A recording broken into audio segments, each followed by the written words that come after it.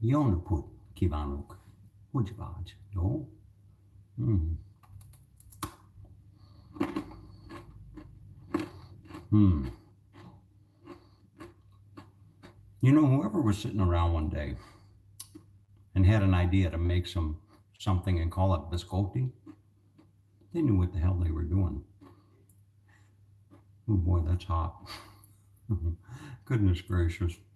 No, well into the start of another day. And not just any other day, mind you. Today's a big day.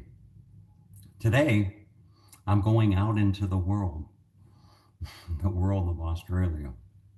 I picked up my rental car yesterday, and in just a matter of moments, I'm off.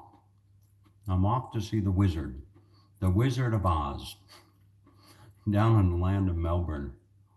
Hmm.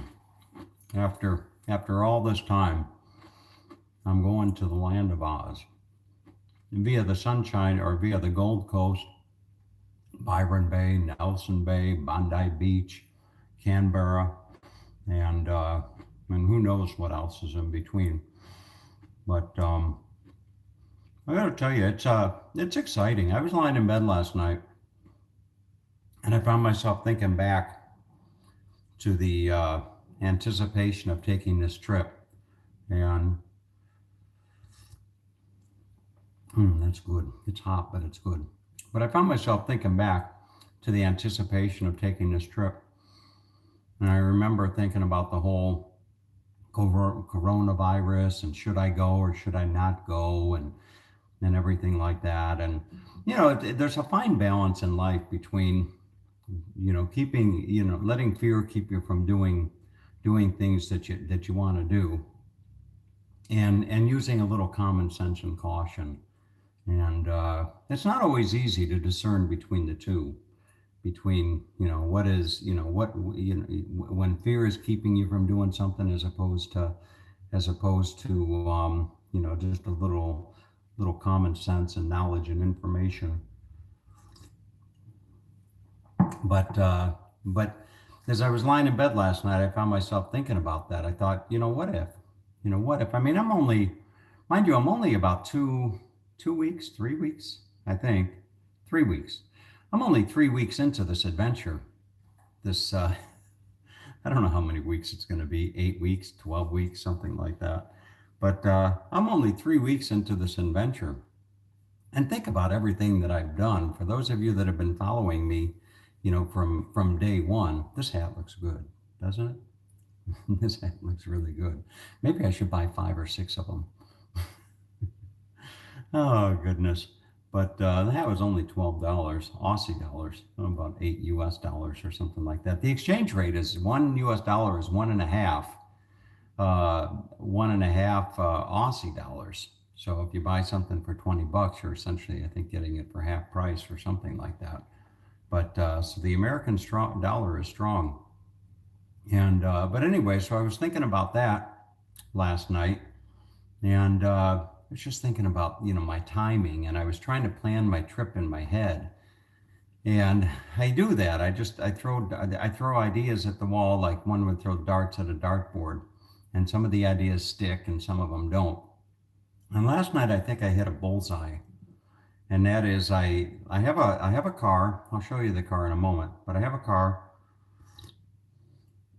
and I have a month, and I'm going to be meeting Michelle in New Zealand on April 3rd. So I have a little bit over a month to be specific. And I'm going to find my way down to Melbourne over the course of the next couple weeks, spend a few days there with Oz, or maybe even longer. And then I'm going to do a road trip up the Great Ocean Road, destination Adelaide. And I'm going to return my car in Adelaide and catch a flight over to New Zealand. And that's what I'm going to do.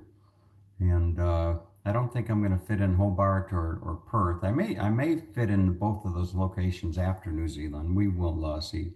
Michelle's got her vacation time right around the first couple weeks of April. So, that's the plan, and it's going to have to be a balance between work and fun. First stop is the I'm going to go find out how deep is your love.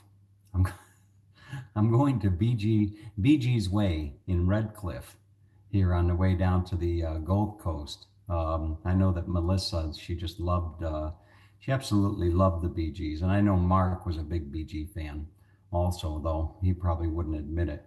But anyway, I'm going to go to Bee Gees Way and do a video and uh, and then head down to the Gold Coast. I'm going to Surfer's Paradise.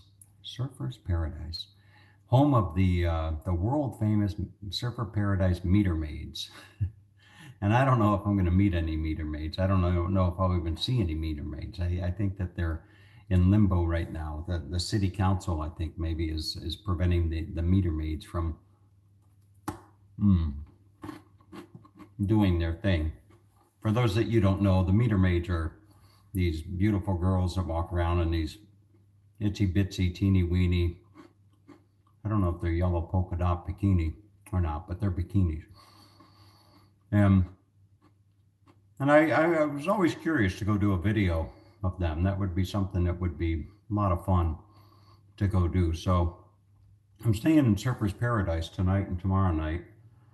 And then I'm just going to do one of these and stick my finger up and see which way to go. I'll probably drive down toward Byron Bay and spend the weekend in Nelson Bay. But I got to do work. Interestingly enough, that's one of the challenges. It's not a challenge at all. I mean, when you're an entrepreneur and you're passionate about your work, it's not a it's not a challenge. It's a challenge when you're traveling with somebody who doesn't understand that work is your passion. But anyway, it's just time is time. The other thing I was thinking about is going to bed last night, and if there's anybody out there, any young person out there who has more years ahead of you than years behind you, if I could give you some advice, boy, life goes by in the blink of an eye. I mean, just like that. It goes by in the blink of an eye. Yesterday I was on Facebook and they share these memories like 1 year ago you were doing this. And 1 year ago I was in Starbucks coffee in the Villages talking to a guy who had played baseball with Babe Ruth. And that seemed just like yesterday. It did. It seemed like it was just 2 weeks ago or a month ago that I was sitting in that Starbucks talking to that guy that had played baseball with Babe Ruth. And so for those of you out there who have more years ahead of you than behind you, or seemingly so, you never know how much time you've got in life. That's one thing about life. Life is finite. You have a set amount of time, minutes, hours, days, weeks, months, minutes, seconds. You have a very, very limited amount of time. And I've never got it when I see people who just sit in front of a TV and watch reruns of stupid, mindless television shows like Friends. And that's all they do. They'll just sit and they just vegetate and they just watch shows, or they play video games, or they do anything that's not productive. That's one of the things about myself that I've always appreciated, is that when I'm sitting idle, or when I'm doing something, I always ask myself, what am I doing at this moment in time that's going to ultimately make me a better person? Going to make me smarter, make me, healthier, make me, whatever it is.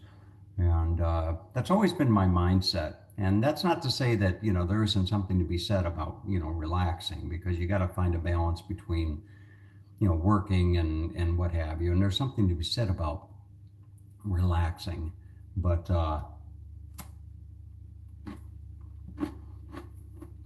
there's also something to be said about complacency, being complacent.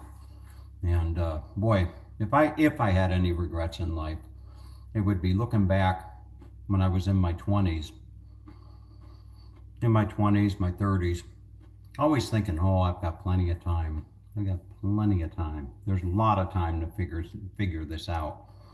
And I think it was about 28. I was 28 or 29 when when somebody lit a fire under my ass, and that's what started driving me. I was about 28 or 29, and that's when the fire was lit. Maybe it was a torch. I don't know, but anyway, I'm just babbling at this moment in time. But it's been these 2 weeks with Michelle. Michelle and I, interestingly enough, are very similar. I don't know if she recognizes it or realizes it, but the two of us are very, very similar in many, many ways. And all things considered, the fact that her and I were able to spend 2 weeks together without any major problems or anything, we didn't always get along. We didn't always see eye to eye. But at the end of the day, she told me that my redeeming qualities outweighed my obnoxious qualities. So, I guess I did all right. But considering all things considering, when we take essentially two strangers, and that's what we were. We had only spent 2 days, 3 days together before this visit, and to take two people and essentially put them in a situation where they're spending 24/7 with one another, and to get on as we did, it's saying something. So it's anyway. The Tom and Michelle show will continue on April 4th, when we catch the ferry from Wellington, New Zealand to Picton, Picton, and boy, that's going to be a beautiful trip. We're going to take this drive from Picton over to Nelson, and it's supposed to be one of the most spectacular drives in New Zealand. So I'm going to have the drone out and all ready and stuff. The other thing with Michelle is that she's very patient, somewhat patient, with me when it comes to me doing my whole video thing. I think she enjoys it, to be quite honest with you. I think that she gets a little kick out of it. And years from now, she'll look back on the videos and she'll appreciate them. I would certainly think. But anyway, what's interesting about Michelle? I went from dating one lady who it was all about how much money you spent. It was all about, wine and dine me, $150 dinner every weekend, not no staying home, nothing like that. To dating a woman who has an app on her phone called early table or first table or something like that. And the way it works is this: there's these restaurants that are on this app down here. It's called First Table, I think. And these restaurants say, okay, from 5 o'clock till 6 o'clock or 5 o'clock till 6:30, if you book, through this app or through this website, you get 50% off. And Michelle's all over that. I mean, she really is. I mean, we didn't have one dinner that wasn't that she didn't book through First Table, 50% off. And I'm thinking to myself, wow, where have you been all my life? 50% off off of dinners. But anyway, so that's about it for my thoughts. But the other thing, real quick, before I take you outside, show you my car. The other thing is that one of the things that I've learned over the course of my lifetime, and I think it came from life's little instructions, was to have a grateful heart and be quick to acknowledge those that help you. Have a grateful heart and be quick to acknowledge those that help you. And when somebody invites you into their home, such as Michelle has invited me into her home,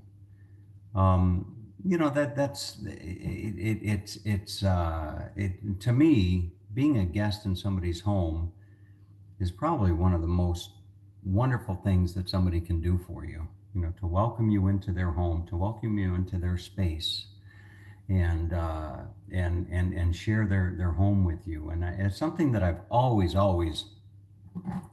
appreciated that. I've always appreciated being a guest in somebody's home. And when I'm a guest in somebody's home, I treat it like it was my own home. And having come from a point and place in life where I was living out of my car, I value and I treasure my home. And so when I'm a guest in somebody's home, I like to treat it no differently, as if it were my own home. And when I'm leaving, when I'm there at the home, I try to be so conscientious of that person's that my host, their comfort and their peace of mind and what have you. And I try not to be an imposition as much as possible. And they say that a house guest is like fish. After 3 days, both start to smell. And I don't think I'm smelling that bad. I've been using deodorant very regularly, but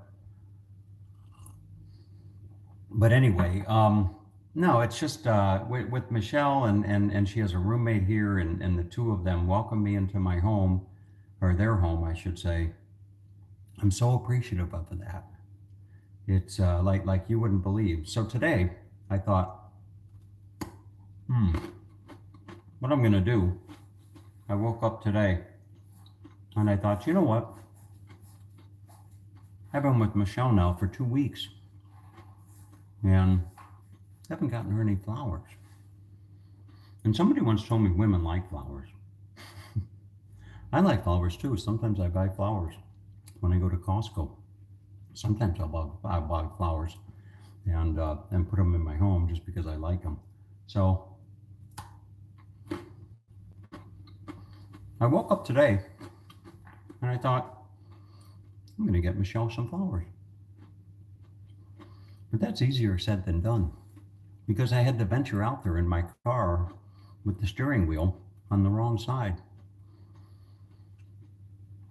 And they drive on the right and they drive on the opposite side. So everything's backwards.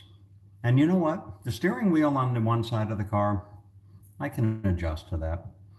The driving on the left-hand side, that takes a little bit of practice, because you're always wanting to you're drifting to the left always, and you got to be conscientious of that. The driver's side is always on the inside, I remember. But when you come to a big intersection and you're gonna turn left at a big intersection, or right or whatever, the tendency is to want to take the far turn.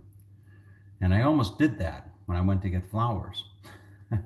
I almost did that at one time. I was almost on a relatively busy road going the wrong way, But anyway, I corrected myself in time. But what's the biggest challenge is they put the blinker on the opposite side of the steering wheel column. So the blinker is usually where the windshield wiper is. And the windshield wiper is usually where the blinker is. So all the while that I've been driving for the last 12 hours or whatever, every time I go to turn, I turn on the frickin' windshield wiper. And I'm like, oh my God, this is going to take some practice.